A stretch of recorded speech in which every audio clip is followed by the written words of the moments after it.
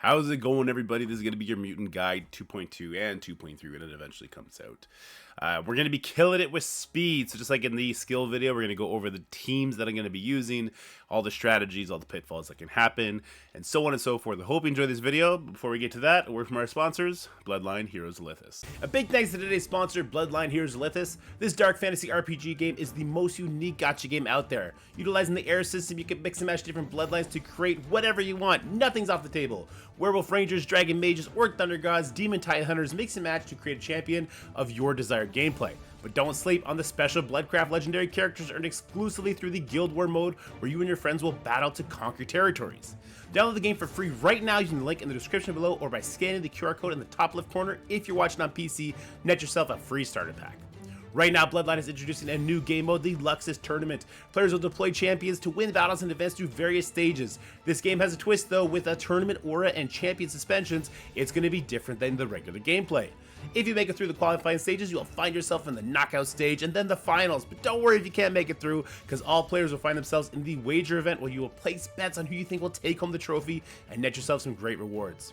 Bloodline wants to welcome all new and returning players with a special gift. The first 30 players to leave their account ID and username in the comment section below will receive a free legendary female succubus. This page will carry you into the game. And don't forget to download using the game link in the description below, or scan this QR code if you're watching on the PC to earn yourself a free starter pack valued at $20. What are you waiting for? Come join me and play Bloodline Heroes Lithis today. So these will be the three teams we're using, and right off the bat, I know what you're going to say. 2 million, what the heck? Like, this is useless. Yes, my teams are big. I can't change that. The nodes, though, it's just the way it plays out mechanically is how it works, and we're able to build these teams up very, very high, especially Apocalypse. Great everywhere. Anybody telling you don't get empowered Apocalypse is trying to lead you down the bad path. Get Big Boy Apocalypse. Use your ISO 5 on the Horseman characters. I know it sucks. Get Big Boy Apocalypse. Get red stars on him. That is the way. All right. Aside from that, let's look at Emma. Where is she farmable? Well, she is farmable on Heroes 1 to 9, quick farm, and also Milestone 3, so you're going to get her up very, very quickly. Then we have Magneto. He is obviously a legendary character. You're going to be able to get him having Brotherhood characters, I believe. Then we have Archangel, who is a Horseman character. Unfortunately, you're going to have to wait around for his event to come back up, but once you get it, you should be able to get a lot of shards for him. Nemesis is going to be farmable in the Crucible store. Then we have Dark Beast, who I believe, is he Blitz? Nope, he's on Nexus 4-4. And then we have Psylocke, who we're also going to use. That's right, we're using 8 characters total. 7 characters total. And she is in Cosmic 3-6. So hopefully you've been farming these guys up. If you've been playing since the Apocalypse Saga, of course you have. Of course you have them big. At Gear Tier 17, this is going to be perfectly fine for 2.2. Will it be okay for 2.3? I'm not quite sure. We'll have to wait and see. Hopefully that comes out soon. But without further ado, let's get into the note. The first Mutant node is the most RNG gated node in the entire raid. To mitigate some of that RNG, we're going to be using Psylocke instead of our Magneto or instead of Emma. Once we're in control of the match, we can't let up on the kills. We got to keep the enemy rewound, and Psylocke will not be used in future nodes, so we can go ahead and sub her out for nodes 2 and the boss node, letting us use her cooldowns to finish off node 1.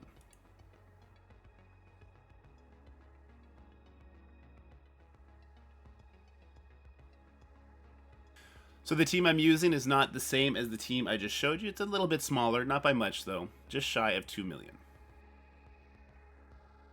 It's important to have the Apocalypse positioned in the middle. This is going to make him more likely to eat splash damage and thus activate his passive, giving him speed up and offense up. Most importantly, that speed up. So Psylocke is necessary for this node to avoid the Val exposed. Those dodges are going to save you from a lot of other damage as well. In particular, some of the death pool damage. Now, Quicksilver is going to take 2 attacks. If he attacks the same target, they're more than likely dead. That could be a big problem, especially if it's Dark Beast or Archangel. However, I have been able to recover the node in both situations, but that's why this node is the most RNG gated. You're going to be stuck because of that Death Pool passive, speeding up Mystic characters, allowing the enemy to go first. This is how they're going to be selling that Mutant team. But once we have control, or once we've survived, we want to feed into that Dark Beast passive as much as possible. All speed up, defense up, and offense up is affected ×2 because of his passive. So we want to use Nemesis special and Archangel special as much as possible. Now, of course, that Dormammu is flipping those buffs, but not in between turns, which is how we're going to survive and how we're going to be getting kills to abuse the Archangel Turn Meter Rewind. First thing we want to do is we want to punch out that Quicksilver. He's the only enemy that cannot be rewound, so we take him out in the hopes that our Archangel will keep everyone else at bay. We want to do a Turn Meter Rewind on the Captain Sam. We also want to clone the Captain Sam. Again, it's all about speed. So we're making sure he doesn't give his team speed, his clone is going to give us speed. It's also going to do a lot of damage to the Captain Sam, so it's going to help him die quicker, and we're not going to be worried about him after that. Now, we want to go for kills over any kind of kill order. If we can, we'd like to get the Gwenpool gone. We definitely want to kill Dormammu for his ultimate, which will just happen passively through Archangel pings. And we want to deal with that Val, especially if she landed an Expose on the Apocalypse. That is the only character that she can land the Expose on.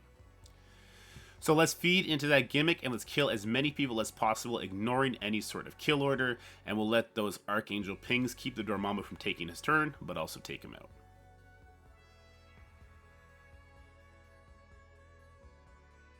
Once you're in control of this node, it's easy to stay in control of this node, but this node is also the most heavily dictated by the power of your team. Now with my 2 million team, I've never had a problem recovering or one-shotting the node very cleanly.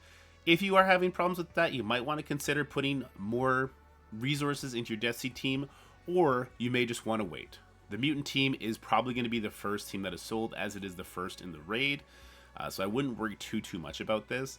And if you are having troubles dying on this node, just know that it's not your fault, it is RNG. So you want to end this node with Apocalypse and Nemesis ults available, and the Nemesis special, mind you. Psylocke will not be using the future nodes, so you can use all of her cooldowns if you want, particularly that Turn Meter Rewind for a second time is very nice.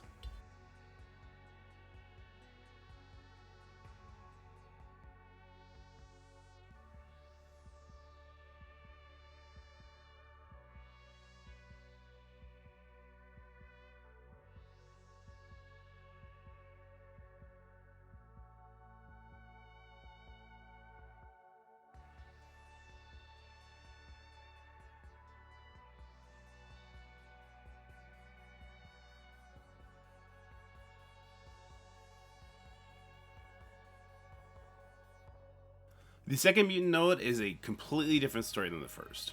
Emma is going to make our Apocalypse take his turn before Kang, and after that we will never let up. We'll abuse that Archangel gimmick, and we'll keep the enemy rewound until the node is over. And we should note that Emma will not be used in the final node, so you can go ahead, use her ultimate, use her special, use whatever her abilities you'd like to use. Once again, I like to leave Apocalypse positioned in the middle. There's no real reason for this, except just to have him in case the enemy starts taking turns.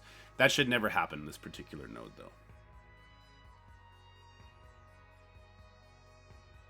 So we're going to be faced with a Red Guardian and a Shield Security on the right side. Those are the units that are supposed to trip us up.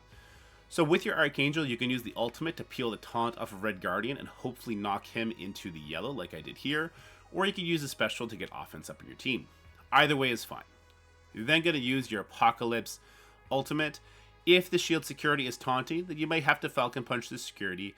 That's not the end of the world, as long as you're getting the Turn Meter Rewinds from both the Red Guardian and from the Shield Security deaths. You'll be so far ahead of the enemy team, it's not going to matter. If you do get stuck behind the Shield Security though, and you have to use the Empowered Apocalypse Punch there, you're going to want to switch your kill targets to the Red Hulk and the Weaver after that.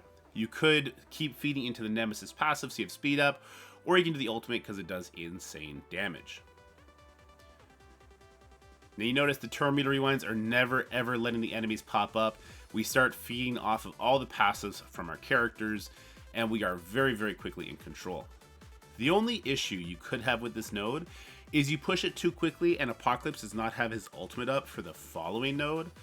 Now I've never had that issue myself, as the deaths that Archangel produces does give Apocalypse energy, but if you're finding you have that issue, you could slow it down a little bit, use some control on the enemy, and try and eke out an extra turn on your Apocalypse.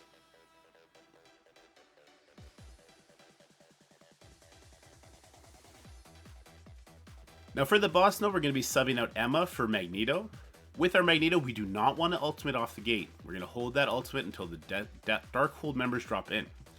We're going to take out the Teen Lokis as soon as possible to avoid retaliations. And we're going to continue to abuse that Archangel passive. Once again, I'll keep Apocalypse in the middle in case the enemies do take some turns.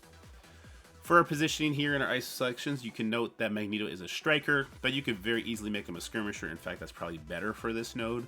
So if you did make that sacrifice to your ISO resources for the last Crucible season in the Raid On room in Stage 2, then you can keep him as a skirmisher here. First thing we're going to do is we're going to use the Magneto special on the Bishop. If you use the ultimate, the Team Lokis and the Beta Ray Bill will kill your Magneto, and that's really bad. Then we'll use the special to get offense up on our Death Seed members, taking out that Bishop, doing a nice turn meter rewind. And just like in Node 1, we're going to clone that Captain Sam, get him super low, and then we'll be able to use his turn meter advantage for us. Make sure you do not use any sort of global AoE damage except for the Apocalypse Ultimate. That's why I did use the Nemesis Special there. Not only did it give me speed up, but it made sure I only got 1 retaliation instead of 3. Especially if that Beta Ray Bill goes first, he'll flip your defense up and the Team Lokis will kill you. Want to isolate that left side by using the Empowered Punch on the right side Team Loki. That's going to make it so I could use my basic on Team Loki here, or I could use my ultimate to further get kills, and just keep pushing the turn meter rewind gimmick from Archangel. Now, continue to avoid using global AoE damage. So I use the Magneto special here on the Team Loki, strip a bunch of his buffs off, get him into a good position to die, and then we no longer have to worry about the retaliations. So now we could hit Beta Ray Bill to our heart's content. He will not retaliate us, he will not flip our defense up, it's all good. When we're in this position though, we want to do as much splash damage as possible. Take note of who has speed up on your team. If you have enough speed ups, let that ultimate fly. It does an incredible amount of damage. Continue to get speed. And then continue to get the enemy team low. Now the Darkhold members we're going to drop in, but it's important that we do not panic. Do not switch your focus to the Morgan. If you do that, you're going to get stuck behind her safeguard and her defense up, and she is going to survive while the enemy team starts getting turns. Instead, switch to squishy targets and start killing them. This is where your Magneto's true benefit comes in. He's going to be able to put crowd control effects on the Morgan and the Wong. This is definitely why you want him as a skirmisher, not a striker, though striker works fine, as you see here when you're big enough. You get an incidental blind on the Morgan that stops her ultimate, and then you can get an ability block on the Wong. But as long as we're getting kills, the 25% turn meter rewind from Archangel vastly outpaces the 10% gain from Morgan, and we're not worried about them taking turns anyway.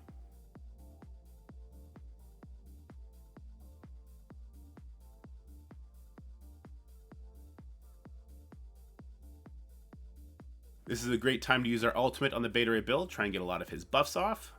We did get all the important ones off, which is great. Notice that Morgan is getting close to her turn, but once the Dark Beast special, his passive is increasing that speed up, we're not too worried about the enemy team getting turned. Then that 1 turn meter rewind from the Archangel passive gets us right back ahead of the enemy. And now we're going to go ahead and finish off this Beta Ray Bill.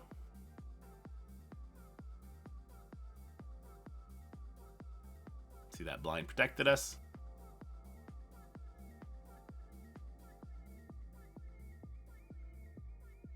So we're going to finish off the Beta Ray Bill and the Iron Fist by the looks of it. And now it's time that we go for the Morgan. We get yet another ability block from the Dark Beast. Remember that Magneto is also giving the Death Seed members focus as well. And so this is where we take the Morgan out. So contrary to, our usual strategy of when Morgan drops, we need to control and kill her immediately. Instead, we're just going to completely ignore her. We're going to get kills for our Death Seed members, and we'll deal with her last. I hope this guide helped you. If it did, let me know in the comment sections below. If you're struggling, let me know in the comment sections below. And as far as the bio guide goes, that one's going to be very tough, guys, because Rebirth doesn't cut it. Rebirth is super RNG if you survive the opening onslaught from the enemy, and if you do, then you can catch up. Otherwise, you need Skrull. I am hesitant to put the video out with Skrull in it, even though there is some strategy on how to make it easier with Skrull. Let me know what you guys want in the comment sections below, but yeah, like the bio section was made for a different team, which we can substitute Skrull to make it possible. Anyways, hope you have a great day, and we'll talk soon. Bye for now. That's it for the video, guys. I hope you enjoyed it. If you did, make sure you like, share, and subscribe. Stay happy, healthy, have fun, and I'll see you in the next one.